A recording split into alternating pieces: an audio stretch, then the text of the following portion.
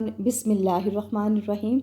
जी अब करीब वज़ाइफ के मुअज़्ज़ज़ नाज़रीन, अस्सलाम वालेकुम। आज के इस अमल में सूरह क़ुरैश के फ़ज़ाइल के बारे में जानेंगे। सूरह क़ुरैश की कितनी ज़्यादा फ़ज़ीलत है। सफ़र की हालत में सूरह को पढ़ना खौफ और राज से निजात दिलाता है।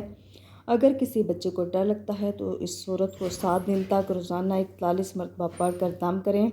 इंशाअल्लाह ताला बच्चे को डर लगना ख़त्म हो जाएगा। अगर दुकान पर इसको पढ़ा जाए, कसरत से पढ़ा जाए, कारोबार में तरक्की होगी, बरकत होगी। ये सूरा बीमारी से निजात के लिए बहुत ही मुफीद है, ख़ासकर मौज़ी बीमारियां जैसे शुगर, फालज, बवासीर के लिए इसको बाद नमाज इशा 111 मरतबा पढ़ना बहुत ज़्यादा फ़ायदेमंद है। वो लोग जिनको शुगर है, फालज है, बवासीर है, वो अद्वियात इस्तेमाल करके इलाज करके थक चुके हैं, तो उनके ये जो वजीफ़ा है सूरह क़ुरैश का, इसको आपने पढ़ना है बाद नमाज इशा बिला नागा बिला तख़ीर। आपने अल्लाह के ज़ात पर भरोसा और यकीन करते हुए ये अमल करना है।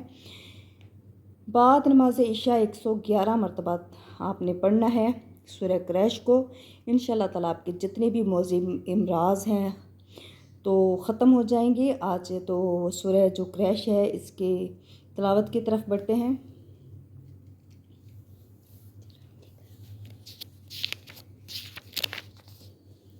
अऊज़ु बिल्लाहि मिनश शैतानिर रजीम।